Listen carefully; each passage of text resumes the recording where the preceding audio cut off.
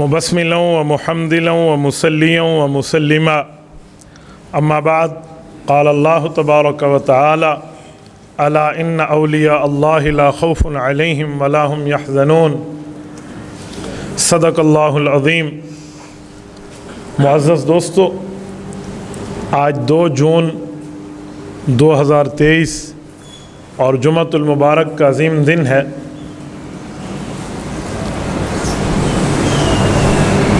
1961 یکم جون کو حضرت مولانا مفتی محمد حسن امرتسری رحمہ اللہ کا انتقال ہے۔ جیسا آپ حضرات کے علم میں ہے کہ میں اپنے اکابرین کی شخصیات پر جمعۃ المبارک کے مجمع میں گفتگو کیا کرتا ہوں، تو آج میں چاہوں گا کہ حضرت مفتی حسن صاحب رحمہ اللہ کے بارے میں چند باتیں اپنی نوجوان نسل کو سمجھا پاؤں۔ میرے دوستو، آپ کی اور ہماری کامیابی کا مدار یہ ہے کہ ہم اپنے اکابر، اپنے بزرگوں اور اپنے بڑوں سے وابستہ رہے۔ اگر ہمارے اندر اپنے اکابر اور اپنے بڑوں پر اعتماد والا مزاج رہا تو وہ وقت دور نہیں ہے جب امت کامیابی کے جھنڈے گاڑے گی۔ آج وجہ یہ ہے ہم اپنے بزرگوں کو پڑھتے نہیں ہیں، ان کے بارے میں معلومات ہوتی نہیں ہیں، یا کما حقہ میرے نوجوان کی رسائی وہاں تک ممکن نہیں ہے جہاں اکابرین کے حالات ہوں۔ تو آج کا نوجوان صرف سوشل میڈیا کے اندر گم ہو کے رہ گیا تو پھر ناکامی مقدر بن جاتی ہے، اللہ محفوظ فرمائے۔ حضرت مولانا مفتی محمد حسن یہ جامعہ اشرفیہ لاہور کے بانی ہیں، اور حضرت مفتی صاحب رحمہ اللہ حکیم الامت حضرت مولانا اشرف علی تھانوی رحمہ اللہ کے خلیفہ مجاز ہیں۔ اور حکیم الامت حضرت تھانوی رحمہ اللہ کے بارے میں آپ جانتے ہیں کہ گزشتہ صدی میں انہوں نے وہ کام سر انجام دیے ہیں جو رہتی دنیا تک یاد رکھے جائیں گے۔ حضرت تھانوی رحمۃ اللہ علیہ جیسی اتنی بڑی شخصیت مفتی حسن صاحب کی قدردان ہوا کرتی تھی، اور حضرت مفتی حسن صاحب رحمہ اللہ کو جس وقت خانقاہ حضرت تھانوی کے تھانہ بھون جانا ہوتا تو حکیم الامت رحمہ اللہ فرماتے ہیں ہماری خانقاہ میں ایک نور آ گیا ہے۔ ان کی پیدائش 1880 کی ہے، اور 1880 میں پیدا اس وقت ہوئے تھے ضلع اٹک کے ایک گاؤں میں، اس وقت اسے کیمل پور کہا جاتا تھا۔ بعد میں حضرت نے راول پنڈی میں سبق پڑھے اور اس کے بعد دارالعلوم دیوبند تشریف لے گئے، خانقاہ تھانہ بھون تشریف لے گئے، اور پھر امرتسر میں قیام رکھا ہے۔ حضرت مفتی حسن صاحب رحمہ اللہ کے والد مکرم حضرت مولانا اللہ داد رحمہ اللہ، یہ بھی اپنے علاقے کے بہت بڑے عالم دین تھے، اور اللہ تعالیٰ نے ان کو 4 بیٹوں سے نوازا تھا، اور چاروں بیٹے عالم ہیں۔ مفتی حسن صاحب رحمہ اللہ کے 3 بھائی اور بھی ہیں۔ میں آج کی اس مختصر وقت میں آپ کی خدمت میں حضرت مفتی صاحب رحمہ اللہ کے لیے چند باتیں کرنے لگا ہوں۔ حضرت مولانا مفتی محمد حسن رحمہ اللہ نے حکیم الامت مولانا اشرف علی تھانوی رحمہ اللہ کے ساتھ ساتھ خاتم المحدثین مولانا سید انور شاہ کشمیری رحمہ اللہ کے پاس وقت گزارا اور ان سے حدیث پاک کا علم حاصل کیا۔ اور دنیا جانتی ہے کہ انور شاہ کشمیری وہ ہے جس کے بارے میں حکیم الامت مولانا تھانوی رحمۃ اللہ علیہ ان کی تفسیر پڑھ کے فرماتے تھے، بلکہ حکیم الامت رحمۃ اللہ تعالی علیہ کی تفسیر پڑھ کے حضرت کشمیری نے فرمایا تھا کہ میں اردو زبان نہیں پڑھا کرتا تھا، میں عربی زبان کا مطالعہ کرتا تھا، لیکن مولانا اشرف علی نے جب تفسیر بیان القرآن اردو زبان میں لکھی تو میں یہ بات سمجھنے پر مجبور ہو گیا کہ اردو کا دامن بے علم سے خالی نہیں ہے۔ حضرت مولانا انور شاہ کشمیری رحمہ اللہ کو رب نے یہ ذہانت دی تھی، کہتے ہیں چلتا پھرتا یہ کتب خانہ تھے اپنے وقت کے، اور ایسے ایسے علوم معارف ان کی ذات سے نکلے ہیں کہ عقل دنگ رہ جاتی ہے۔ میں آپ کے سامنے ان کی عقیدہ ختم نبوت کے لیے ایک گراں قدر خدمات اور پھر بہاولپور کا سفر آپ کی خدمت میں بتا چکا ہوں۔ تو مفتی حسن صاحب رحمہ اللہ نے ان سے پڑھا ہے، اور اپنے وقت کے یہ نابغہ روز شخصیات نے حضرت مفتی حسن صاحب رحمہ اللہ کو علم کے سانچے میں ایسے ڈھالا تھا کہ پھر دنیا نے حضرت مفتی حسن صاحب کے سامنے سر جھکائے ہیں. اور حضرت مولانا مفتی حسن صاحب رحمہ اللہ نے صرف علم، تدریس اور تصوف میں مقام حاصل نہیں کیا، بلکہ سیاست اسلامیہ میں بھی ان کا بہت بڑا مقام اور مرتبہ ہے. پاکستان بنا قائد اعظم محمد علی جناح کے ساتھ جہاں اور علماء کرام تھے، مثلا حضرت مولانا شبیر احمد عثمانی، مولانا ظفر احمد عثمانی، ان میں حضرت مفتی حسن صاحب رحمہ اللہ کا نام ایک سر فہرست نام. حضرت تھانوی رحمۃ اللہ علیہ کے فلسفے کے مطابق حضرت مفتی حسن صاحب رحمہ اللہ ملک پاکستان کے بہت بڑے حامی اور ان کے بانیان میں ان کا نام شمار ہوتا ہے. حضرت مفتی حسن صاحب رحمہ اللہ کو رب کریم نے اتنی ولایت عطا فرمائی تھی کہ ان کے ساتھ ایک ایسا عجیب واقعہ پیش آیا کہ دنیا دنگ رہ گئی. ایک مرتبہ ان کی ٹانگ میں کوئی تکلیف تھی اور ڈاکٹر حضرات نے آپریشن کرنا تھا، تو انہوں نے فرمایا کہ مجھے آپ نشہ نہیں دیں گے، یہ فل انیستھیزیا جو دیتے ہیں نا، فل نشہ، اور اس نشے میں اگرچہ جائز مجبوری میں نشہ دیا جا سکتا ہے، لیکن حضرت نے فرمایا میں نشہ نہیں لوں گا، میں نے نہیں لینا. تو فرمایا کہ میں اللہ کا ذکر کرتا رہوں گا، اور اس ذکر کے دوران انشاءاللہ تعالی مجھے اللہ سے امید ہے مجھے تکلیف نہیں ہوگی، آپ حضرات آپریشن کر لینا. اور ڈاکٹروں نے آپریشن ان کی جاگتے حالت میں کیا ان کے ذکر کے دوران. آپ اندازہ لگائیں کیا یہ سیدنا علی المرتضیٰ رضی اللہ تعالیٰ عنہ کا فیض نہیں ہے؟ حضرت علی کے بارے میں آتا ہے کہ ان کو ایک تیر لگا، فرمایا جب یہ نماز شروع کریں گے وہ تیر نکال لینا، بھی تو بڑی تکلیف ہو رہی ہے. تو میرے دوستو، حضرت مفتی حسن صاحب رحمۃ اللہ علیہ کے ایک نامی گرامی ایک مقام اور مرتبہ موجود ہے. جب یہ ملک پاکستان میں تشریف لائے تھے اور یہاں پر آ کر انہوں نے دعوت اللہ اور دین کا کام شروع فرمایا، تو لوگ ان سے بیعت ہوا کرتے تھے اور بیعت ہونے کے لیے آیا کرتے تھے. میں نے ان کا واقعہ پڑھا ہے کہ ان سے ایک شخص جو بیعت ہوئے اور وہ بہت بڑے سرکاری افسر تھے، جب حضرت سے بیعت کے لیے بار بار انہوں نے تقاضا فرمایا کہ آپ مجھے بیعت کر لیں، تو حضرت نے ان سے ذرائع آمدنی پوچھا کہ آپ کا کھانا پینا گزر بسر کیسا ہے. تو انہوں نے فرمایا فلاں جگہ نوکری کرتا ہوں، فلاں یہ.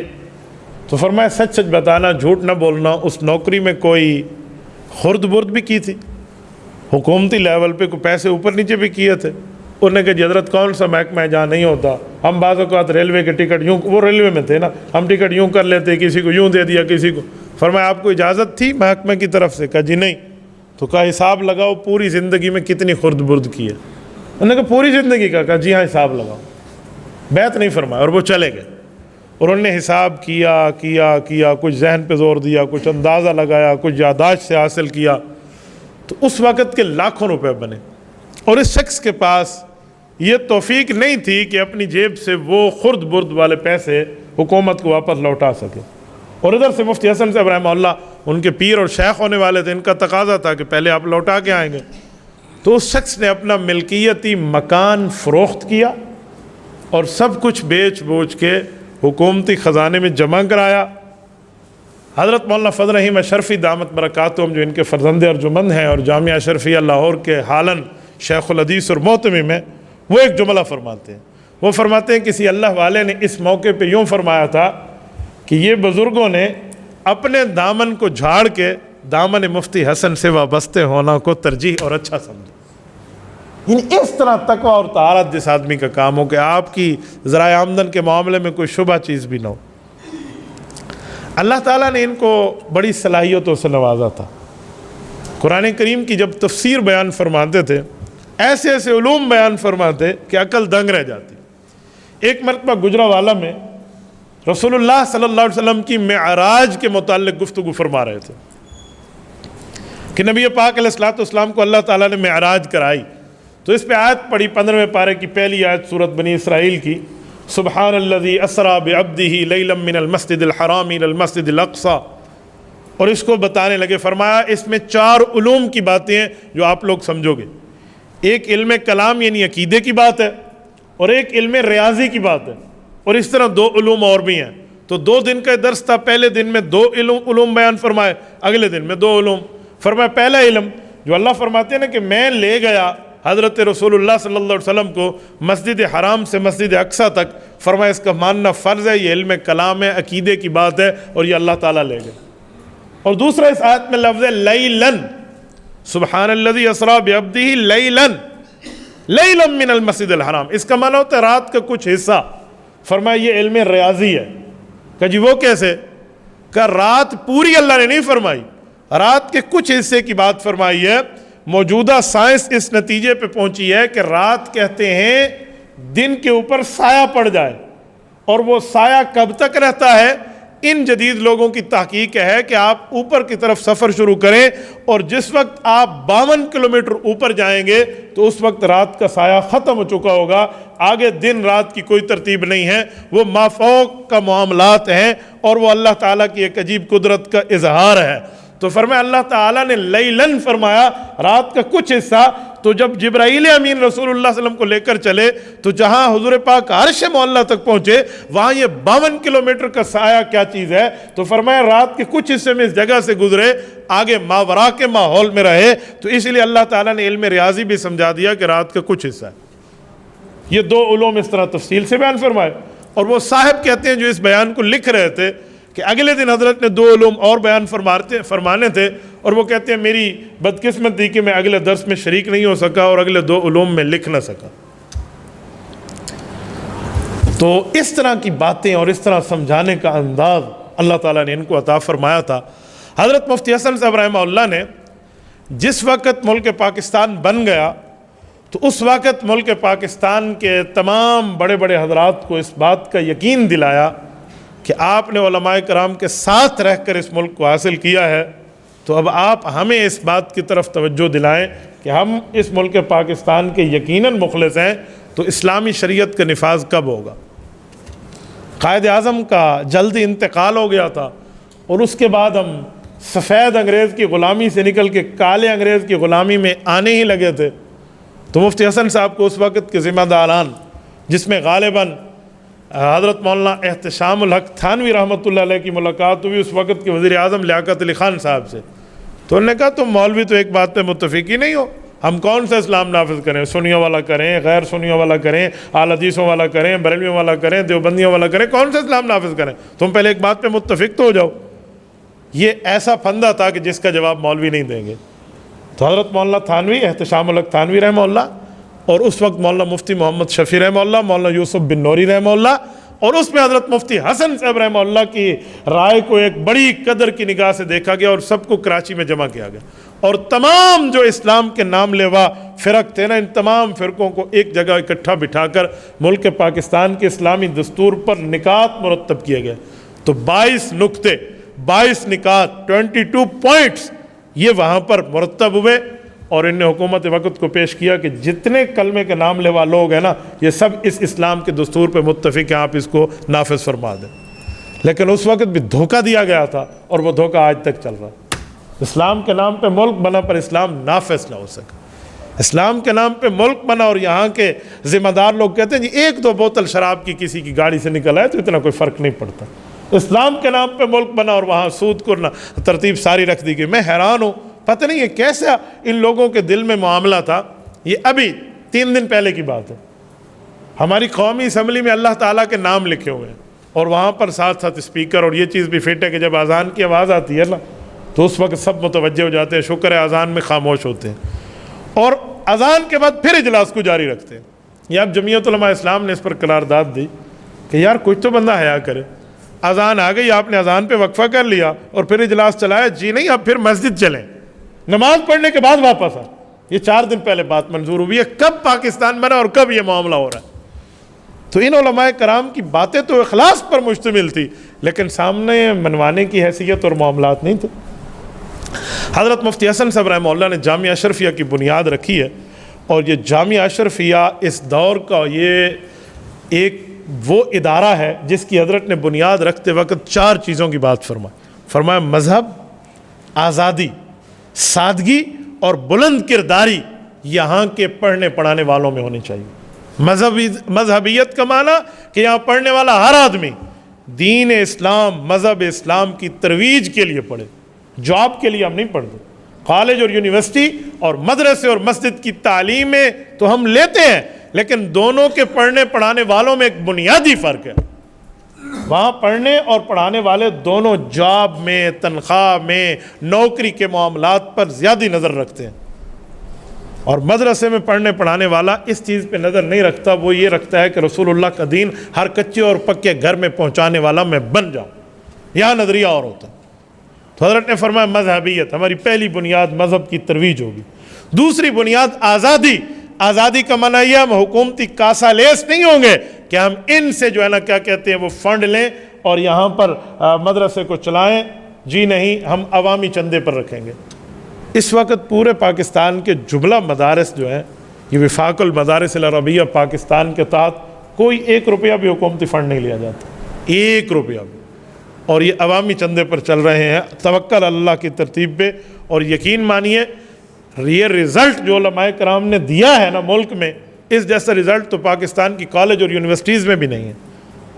میں بڑے مقام شکر سے کہتا ہوں اور پوری تحقیق کے ساتھ یہ بات آن دا ریکارڈ ہے کہ اس وقت پوری دنیا میں ہمارے کالجز اور یونیورسٹی سطح پہ پاکستان کا نمبر کون سا ہے، اور مدرسے اور مسجد کی حفاظت کی ترتیب پہ پاکستان کا نمبر کون سا ہے۔ دنیا ہمارے پاس یہاں دین پڑھنے آتی ہے، اور ہمارے والے دنیا پڑھنے کے لیے ایکسفورڈ جاتے ہیں۔ ہم کیلیفورنیا کی یونیورسٹیز میں ایڈمیشن لے رہے ہوتے ہیں، تو آپ اندازہ لگائیں پھر یہاں کے کالج اور یونیورسٹیز نے اپنے فرائض منصبی کو صحیح انجام دیا یا علماء اور مدارس نے دی، تو طے شدہ بات ہے۔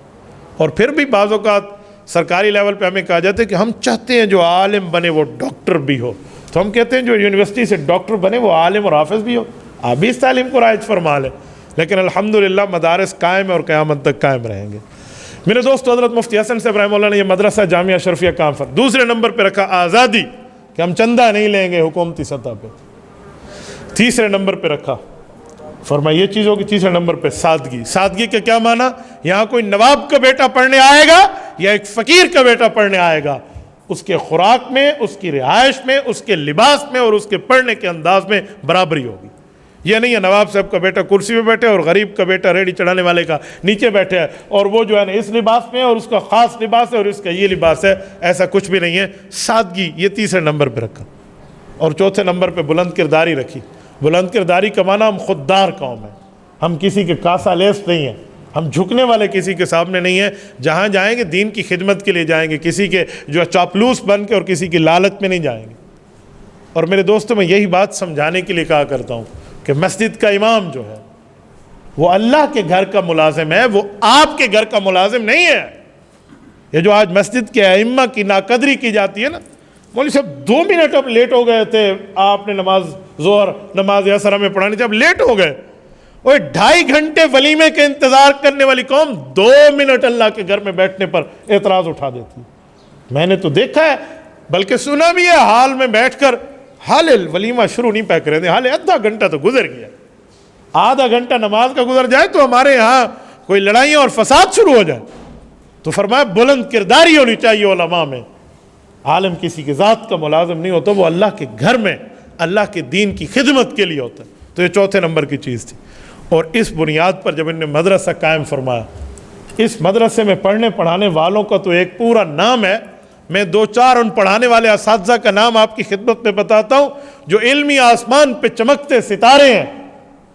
مولانا رسول خان ہزاروی رحمہ اللہ، حضرت مولانا سید حسین احمد مدنی رحمہ اللہ سے پہلے دارالعلوم دیوبند میں استاد تھے اور شیخ الہند رحمہ اللہ کے شاگرد ہیں، اور یہ دارالعلوم دیوبند کا شیخ الحدیث، جامعہ اشرفیہ کا شیخ الحدیث رہا ہے حضرت مفتی حسن صاحب رحمہ اللہ کی جو زیر نگرانی بنا۔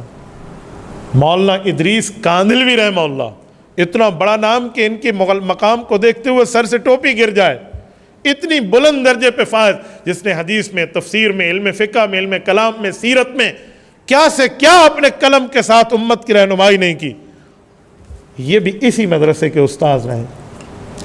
حضرت مولانا موسیٰ روحانی بازی رحمہ اللہ، جن کے شاگردوں میں انسان تو انسان جنات بھی بیٹھا کرتے تھے، اور جنات اپنے بچوں کو علم حدیث پڑھانے کے لیے حضرت مولانا موسیٰ روحانی بازی رحمہ اللہ کے پاس سبق میں داخلہ دلوانے آتے۔ حضرت کے شاگرد تو بدر کے میدان کے پہاڑیوں پہ اوپر بیٹھنے والے جنات بھی شامل تھے. یہ مولانا موسیٰ روحانی بازی رحمہ اللہ جیسی شخصیت بھی یہاں کے اساتذہ میں رہے ہیں. حضرت مولانا عبید اللہ رحمہ اللہ, حضرت کے فرزند ارجمند, ان کی تو ویڈیو کی کلپ بھی آج بھی موجود ہے. ان کی وفات کے وقت سارے اوپر ٹھہرے ہیں اور یہ کہہ رہے ہیں میرے ایمان کے گواہ ہو جاؤ, اشہد اللہ الہ الا اللہ و اشہد ان محمد رسول اللہ پڑھا اور دوں دار فانی سے کوچ کر گئے. یہ بھی یہاں کے استاذ ہیں. اور حضرت مولانا صوفی محمد سرور رحمہ اللہ ایک بہت بڑا نام ہے. آپ اور ہم حضرت مولانا مفتی حسن میواتی دامت برکاتہم کو جانتے ہیں, ان کے شیخ یہ بھی اسی مدرسے کے استاد رہے. اور میں ایک بات آپ کو کرتا ہوں, شاید چند بندوں کو اس پر سوال اٹھے, لیکن میں اپنی آنکھوں دیکھی بات کر رہا ہوں, میری زمانہ طالب علمی کی بات. ہمیں کسی نے بتایا کہ حضرت صوفی محمد سرور رحمہ اللہ کے پاس ایک انگوٹھی ہے, جو انگوٹھی نے خواب میں رسول اللہ صلی اللہ علیہ وسلم نے دی ہے, اور جو صبح اٹھے تو وہ انگوٹھی ان کے پاس تھی. ہمیں بڑا تعجب ہوا, کیا ایسا بھی ہو سکتا ہے؟ تو حضرت مفتی صوفی محمد سرور رحمہ اللہ کی خدمت میں جہاں باقی طلب آ گئے تھے وہاں شامل ہونے میں خود بھی شامل تھا. حضرت کے درس میں ہم گئے, حضرت سے سوالات و جوابات ہوئے, حضرت نے نصائح فرمائے. حضرت کی اس دن ماشاءاللہ ہفتہ وار مجلس بھی تھی, مفتی حسن میواتی دامت برکاتہم یہ بھی اس میں تشریف فرما تھے. تو حضرت سے میں نے آگے بڑھ کے بڑی ادب سے عرض کیا کہ شیخ ہم نے ایسے سنا ہے, ایسی بات؟ تو فرمایا جی ایسی بات. وہ ہم نے پرچی لکھ کے دی تھی. تو فرمایا آپ کیا چاہتے ہو؟ میں نے کہا جی ہم اس انگوٹھی کی زیارت کرنے آتے. تو شیخ نے اپنے گلے میں جیسے تعویذ بنا کے رکھتے ہیں نا, ویسے وہ انگوٹھی سمائی ہوئی تھی, اور وہ نکالی اور ہمیں اس کی زیارت کرا. اور فرمایا یہ انگوٹھی نبی پاک صلی اللہ علیہ وسلم نے خواب میں عطا فرمائی ہے, اور اس طرح کی یہ انگوٹھی سب جب صبح اٹھے تو آگے موجود تھی, آپ دیکھ لیں. میں نے اس انگوٹھی کو اپنی آنکھوں سے دیکھا. اس جیسا شیخ الحدیث اور پیر طریقت, یہ بھی اسی مدرسے کے استاذ, ہمارے استاذ مکرم حضرت مولانا Khalid Mahmood, Allama Khalid Mahmood P H D London رحمہ اللہ. میں نے موطئ امام مالک کے کچھ درس بطور خصوصی حضرت سے یہاں پڑھے ہیں, اور یہاں شرکت کی حضرت کے درس میں. یہ بھی یہاں کے اساتذہ میں ان کا شمار ہوتا ہے. باقی جملہ اساتذہ ایک نام ہے دنیا میں, یہ لوگ یہاں رہے ہیں میرے دوستوں. اور حضرت کا مدرسہ اور حضرت کی پوری ترتیب, یقین مانے ایک پوری دنیا میں ایک نامی گرامی شخصیات ہے. اور جب 1 جون 1961 حضرت اس دنیا سے رخصت ہوئے تو اس وقت کراچی میں تھے, اور وصیت فرمائی تھی کہ میرے جنازے میں تاخیر نہ کرنا. اتنا جلد جنازہ ہوا حضرت کی وصیت کے مطابق کہ خاندان کے قریبی افراد میں ان کی غالباً اولاد بھی پورے شریک نہیں ہو پائے. کیوں؟ ایک حدیث پاک پہ عمل کیا. فرمایا جو نیک روح ہوتی ہے اس کا اعلان ہو رہا ہوتا ہے اس کی طرف سے چارپائی جنازہ پہ, قدمونی قدمونی, مجھے جنت کی طرف جلدی لے جا. ہاں جو بد روحیں ہوتی ہیں وہ کہہ رہی ہوتی ہیں یا ویلھا ان تذهبون بھیا, میں کہاں لے جا رہا ہوں, میں نہ لے جاؤں. اپنا نام نیک روحوں میں لکھوایا. حضرت مولانا کی زندگی پر میں آپ کی خدمت میں کہاں سے کہاں بات کر سکتا ہوں, لیکن مختصر انداز میں نے بات کی ہے, تفصیلاً میں آپ کی خدمت میں پیش کر رہا ہوں. یہ حضرت کی زندگی پر سوانح حیات ہے. یہ کتاب ہے احسن السوانح, حضرت مفتی حسن امرتسری رحمہ اللہ کے زندگی پر مشتمل. یہ ان کے فرزند ارجمند شیخ الحدیث حضرت مولانا فضل الرحیم اشرفی دامت برکاتہم, جو حالاً شیخ الحدیث ہیں جامعہ اشرفیہ لاہور کے, انہوں نے مجھے خود اپنے ہاتھوں سے تحفہ عطا فرمائی. تو اس کو آپ پڑھ بھی سکتے ہیں, خرید بھی سکتے ہیں, ڈاؤن لوڈ بھی کر سکتے ہیں. گوگل جا کر ادھر ادھر کی باتیں, ایران توران کی باتیں سرچ کرنے سے بہتر ہے ہم اپنے اکابر اپنے بزرگوں کو پڑھیں. آپ پی ڈی ایف میں ڈاؤن لوڈ کر لیں, کوئی مشکل معاملہ بھی نہیں ہے. یقین مانے اتنا آسان سے آسان تر ہے, انسان حیران رہ جاتا ہے کہ شیخ کو اللہ تعالیٰ نے کیا سے کیا مقام اور مرتبہ عطا فرمایا تھا, اور حضرت مولانا کو اللہ تعالیٰ نے ان رتبات اور مقامات سے نوازا کہ اس جیسی اس دھرتی پر مثال ملنا مشکل ہے. ہمارے اکابر اور ہمارے بزرگوں کے اقوال میں حضرت مفتی حسن صاحب رحمہ اللہ کو میں جب پڑھتا گیا, یقین مانے بعض اوقات تو ایسے ایسے واقعات یہاں آئے ہیں کہ عقل دنگ رہ جاتی ہے انسان کی. اتنی بڑی علمی شخصیت, اتنے بڑے لوگ, ایسی ایسی وصیت اور ایسی ایسی نصیحت فرما کر اس دنیا سے تشریف لے گئے. اور شیخ کو اللہ تعالیٰ نے نبی پاک صلی اللہ علیہ وسلم کے ساتھ وہ محبت عطا فرمائی تھی, اور اس طرح نبی پاک صلی اللہ علیہ وآلہ وسلم کے ساتھ تعلق عطا فرمایا کہ جب نبی اقدس صلی اللہ علیہ وسلم دنیا سے رخصت ہوئے تو حضور پاک علیہ الصلوۃ والسلام نے اس سال میں 2 مرتبہ قرآن کریم کا ختم کیا تھا. فرماتے ہیں ان کی وفات والے سال میں بھی 2 مرتبہ قرآن کریم کا ختم تھا، یعنی عرضہ اخیرہ جو 2 مرتبہ کا تھا وہاں حضرت کے معاملات میں شامل تھے۔ میں چاہتا ہوں میں آپ کی خدمت میں حضرت کی ان نصیحتوں اور وصیتوں کو سنا دوں کہ جو شیخ نے دنیا سے رخصت ہوتے وقت اپنے اہل و عیال کو نصیحت فرمائی کہ جب میں دنیا سے چلا جاؤں تو میرے ساتھ آپ نے یہ معاملہ، میرے بعد یہ معاملہ رکھنا ہے۔ آپ ذرا توجہ رکھنا، یہ حضرت کی ہیں تو تفصیلی نصیحتیں، میں آپ کے سامنے رکھتا ہوں، توجہ رکھنا مختصر انداز میں۔ پہلی وصیت یہ لکھی، یہ وصیت اپنے ساتھ لکھ کر رکھا کرتے تھے۔ فرماتے ہیں میری ملکیت میں کچھ دینی کتابیں ہیں اور گھر کا معمولی سامان بھی ہے، میری وفات کے فوراً بعد اس کو شریعت کے مطابق تقسیم کر دیا جائے۔ کتابیں اور معمولی سامان بھی، بینک بیلنس نہیں تھے، باقی معاملہ نہیں تھا، اور ہمارے ہاں کسی کی وفات ہو جائے سال ہا سال تک اس کی وراثت کو تقسیم نہیں کیا جاتا، اور سارے کہتے ہیں ہم مل کے تو کھا رہے ہیں، یہ سارے گناہ گار ہو رہے ہیں۔ چاہے نماز پہلی صف میں ہم ٹھہریں، دوسری صف میں ٹھہریں، حج اور عمرے کے معاملات پہ جائیں، جب تک ہم نے وراثت اس کی تقسیم نہیں کی ہم گناہ گاری کی لسٹ میں شامل ہیں۔ تو حضرت نے اپنے معمولی سامان پہ وصیت فرمائی، اور دوسرے نمبر پہ فرمایا میری کتابوں میں شاید کوئی کتاب مدرسے جامعہ اشرفیہ کی ہو تو اسے فوراً واپس کر دیا جائے، کیونکہ وہ مدرسے کی ملکیت ہے، میری ذات کی نہیں ہے۔ اور تیسرا نمبر فرمایا جہاں میری وفات ہو مجھے وہیں دفن کیا جائے۔ کراچی میں وفات ہوئی، کراچی میں ہی جنازہ ہوا، کراچی میں ان کی قبر مبارک بنی ہے، لاہور نہیں لایا گیا، وہاں مجھے فوراً ہی وہیں دفن کر دیا جائے، اور پوری ترتیب کے ساتھ وہاں لکھ دیا۔ اور فرمایا جب آپ لوگ مجھے ایصال ثواب کریں، مجھے نیکیاں بھیجیں، تو وہ ترتیب نہ رکھیں جو دنیا میں رسموں کی ترتیب چلتی ہے۔ ہمارے یہاں رسم کی ترتیب کیا ہے؟ بھئی ہم 3 دن بعد کل پڑھیں گے، ہم ختم قرآن پڑھیں گے، 3 دن بعد مجمع اکٹھا کریں گے، تو لوگ سمجھتے ہیں ہم یہ دینی کام کر رہے ہیں۔ اس میں ایک جملہ سمجھانے کے لیے کہتا ہوں، رسول اللہ صلی اللہ علیہ وسلم دنیا سے تشریف لے گئے، صحابہ کرام تشریف لے گئے، اہل بیت ائمہ تشریف لے گئے، باقی بڑے بڑے، کیا ان میں یہ ترتیبیں تھیں؟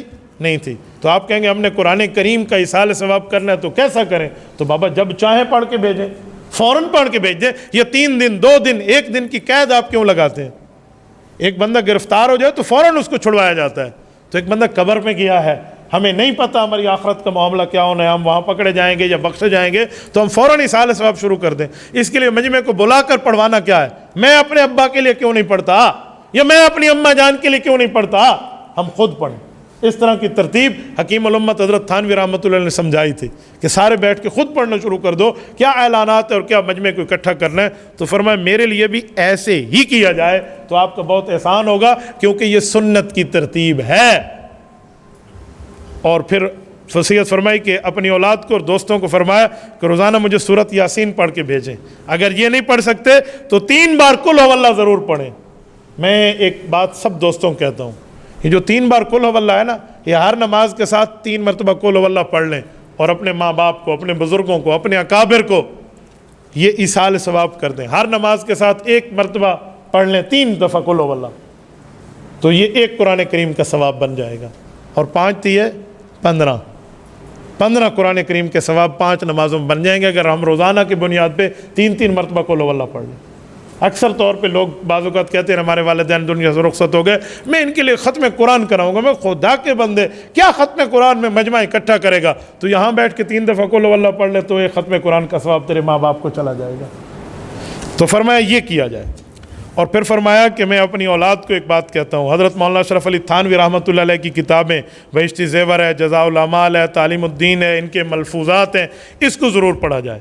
اور حکیم الامت حضرت تھانوی اپنے شیخ، اپنے پیر کی بات فرمائی، اسی کے ترتیب پہ کام کیا جائے۔ اگر مدرسے میں چندہ کم بھی جمع ہو، یہاں دینی کام کی سپیڈ کو کم نہ کیا جائے، یعنی قرض لے کر بھی دینی کام کیا جا سکتا ہے، آپ نے ویسے ہی رکھنا ہے۔ تو حضرت نے اس طرح پوری ترتیبوں کے ساتھ یہ بات ارشاد فرمائی ہے، یقین مانے انسان کی عقل دنگ رہ جاتی ہے۔ میں نے کہا نا کہ آپ اس کو ڈاؤن لوڈ کریں اور اس کا ایک صفحہ پڑھیں، انسان کی زندگی بدلنے کے لیے اس میں سامان کافی ہے۔ حضرت کے شاگردوں اور خلفاء میں سید امیر شریعت عطا اللہ شاہ بخاری کا نام آتا ہے، وہ حضرت کے شاگرد بھی ہیں، خلیفہ بھی ہیں۔ حضرت مولانا شمس الحق افغانی رحمہ اللہ، بہت بڑا نام ہے، حضرت سے خوشہ چین نسبت رکھتے اور ان کے خلیفہ مجاز ہیں۔ حضرت مولانا مفتی محمد شفیع سرگودوی رحمہ اللہ، اتنے بلند پایا ذہین بندہ شاید کسی نے دیکھا ہو، یہ بھی حضرت کے شاگرد ہیں۔ اور اللہ تعالیٰ نے حضرت کو اتنے بڑے بڑے شاگرد اور اتنے بڑے بڑے بزرگ عطا فرمائے تھے جو ان کی نسبت سے تھے، تو دعا فرمائے اللہ تعالیٰ حضرت کی قبر پہ کروڑوں اربوں رحمت نازل فرمائے، رب کریم حضرت شیخ کی قبور کو نور سے منور فرمائے، اور حضرت کا فیض اللہ تعالیٰ ہم سب کو عطا فرمائے۔ مفتی صاحب السلام علیکم، قادیانی اور مرزائی میں کیا فرق ہے؟ بیٹا کوئی فرق نہیں ہے، یہ ایک ہی لوگ ہیں۔ قادیانی بھی ان کو کہا جاتا ہے، مرزائی بھی ان کو کہا جاتا ہے۔ تو یہ مذہب ہے مرزا قادیانی کے متبعین کا، جن کا اسلام سے کوئی واسطہ اور تعلق نہیں ہے، اس بنیاد پہ ان کو کہہ دیتے ہیں۔ ہاں ضلع گرداسپور میں علاقہ قادیان ہے، وہاں کے رہنے والا کوئی مسلمان علاقے کی نسبت سے تو قادیانی ہو سکتا ہے، لیکن آج کل دنیا میں کوئی مسلمان خود کو قادیانی کہلواتا نہیں ہے، تو یہ دونوں ایک ہی چیز کے نام ہیں۔ مفتی صاحب ہم وضاحت فرما دیں، استخارہ کرنا ہے، استخارے کا طریقہ کار کیا ہے؟ کیا شریعت میں جائز ہے یا نہیں ہے؟ میرے بھائیو، شریعت میں استخارہ جائز ہے۔ حضرت عبداللہ ابن مسعود رضی اللہ تعالیٰ کی روایت ہے کہ رسول پاک صلی اللہ علیہ وسلم نے ہمیں استخارے کی ایسی تعلیم ارشاد فرمائی تھی جیسے ہمیں نماز سکھایا کرتے تھے، ایسے استخارے کی تعلیم فرماتے۔ تو استخارہ دو کاموں میں ایک کام کے اندر کرنا ہوتا ہے، اور وہ جائز کام ہیں، دونوں جائز ہیں۔ مثلا میں ایک کاروبار شروع کرنا چاہتا ہوں تو کپڑے کا کاروبار کروں یا درزی کا کاروبار کروں، اب دونوں جائز ہیں، ان میں سے ایک کے اندر استخارہ آپ کر سکتے ہیں۔ یوں نہیں ہے کہ آپ اس میں استخارہ کریں جو ایک ناجائز ہو اور ایک جائز ہو۔ مثلا میں داڑھی رکھنا چاہتا ہوں، استخارہ کر لوں، رکھ لوں یا کٹا لوں، تو کٹانا تو حرام ہے، رکھنا حلال ہے، تو حلال حرام کے جمع کر کے آپ استخارہ نہیں کر سکتے۔ مثلا میں استخارہ کرنا چاہتا ہوں کہ میں نماز پڑھوں یا نہ پڑھوں، تو بابا نماز پڑھنا تو واجب اور فرض ہے، تو آپ اس میں استخارہ نہیں کر سکتے۔ استخارہ اس میں کر سکتے کہ دو جائز چیزیں ہیں، ان میں سے کون سی چیز رکھ لو۔ اب استخارے کا طریقہ کار کیا ہے؟ استخارے کا ایک طریقہ کار ہمارے ہاں رائج ہے، پتہ نہیں کیا ترتیبیں بتاتے ہیں، یہ پڑھیں اور رات کو اس کروٹ پہ سو کے نہ کسی سے بولے، نہ بات کریں، نہ اٹھیں، نہ پانی پئیں، صبح اٹھ کے جو خواب دیکھے ہمیں بتا دیں۔ یہ نانی بوڑھیاں والے طریقے ہیں، اللہ رسول کی بات یہ نہیں ہے۔ حدیث پاک کے مطابق آپ دعا پڑھ لیں، آپ کو خواب نظر آ جائے تب بھی اچھا، نہ نظر آ جائے تب بھی اچھا۔ تو آپ کہیں گے پھر پتہ کیسے چلے گا؟ تو پتہ چلانے کی ترتیب بھی حدیث میں موجود ہے۔ وہ دعا پڑھنے کے بعد آپ کے جو دل کی رجحان کی ترتیبیں ہیں، آپ کا دل کا میلان، آپ کی توجہ ایک طرف بیٹھ جائے گی، ہاں یہ کرنا چاہیے، اس کو استخارے کا جواب سمجھ لیں۔ مثلا آپ نے اگر رشتہ کرنا ہے، رشتہ ہم کریں یا نہ کریں، آپ نے استخارہ کر لیا، چاہے تو سا خواب ڈو منجیاں ہی ڈٹھے نا، اس کا کوئی تعلق نہیں ہے۔ ہمارے لوگ کہتے ڈو منجیاں وہدیاں پیان، میں کہ جی چھوٹیاں وہدیاں پہ تو منجا ڈو وہدیاں پیاں زنوائن تھی اپنی کھرانی گھا کھاسن۔ ہمارے ہاں عجیب ترتیب، بھئی تیرا دل چاہ رہا ہے کہ مجھے اس کی دین اور اس کی شکل پسند ہے، رشتہ کر لو، اس بات کی طرف دل ہو گیا تو بس کر لیں۔ یہ استخارے کا جواب ہے۔ یہ نہیں ہے کہ میں نے خواب کچھ اور دیکھا ہے۔ ہاں ہو سکتا ہے کبھی کبھی خواب کا کوئی تعلق ہو، لیکن خواب کا ضروری نہیں ہے کہ ہر صورت آپ نے خواب دیکھنا ہے اور اس طرح دیکھنا ہے۔ تو یہ 7 مرتبہ دعا پڑھنی ہے، 7 دن تک آپ پڑھ لیں، اور دل ایک طرف آپ کا بیٹھ جائے گا، اس کو استخارے کا جواب سمجھیں۔ مسئلہ نمبر 2 کہتے ہیں بندہ پہ اور غسل واجب ہے، اس صورت میں مسجد میں نماز اور قرآن کریم کی تلاوت کریں، بعد میں پتہ چلے مجھ پہ غسل واجب تھا تو کیا؟ یعنی بھولے سے وہ مسجد آیا ہے نا، اس کو نہیں پتہ تھا میرے اوپر غسل واجب ہے اور وہ آ گیا ہے، اس کو پتہ نہیں تھا، یا احتلام ہوا رات کو اور اس کو علم میں نہیں تھا، وہ آ کر وضو کر کے نماز پڑھ گیا، تو گناہگار نہیں ہے۔ لیکن جان بوجھ کر ایسا کرنا تو کفر کے درجے پہ بعض اوقات پہنچا دیتا ہے، جان بوجھ کے نہیں ہے۔ ہاں بھولے سے ہو گیا ہے، معافی مانگ لیں، جتنی نمازیں اس وقت میں پڑھ لی تھی دوبارہ غسل کر کے قضا لوٹا لیں، تو اس پر تو کوئی جرم نہیں ہے۔ جزاکم اللہ تعالی۔ اقول قولی ھذا واستغفر اللہ وآخر دعوانا ان الحمد للہ رب العالمین۔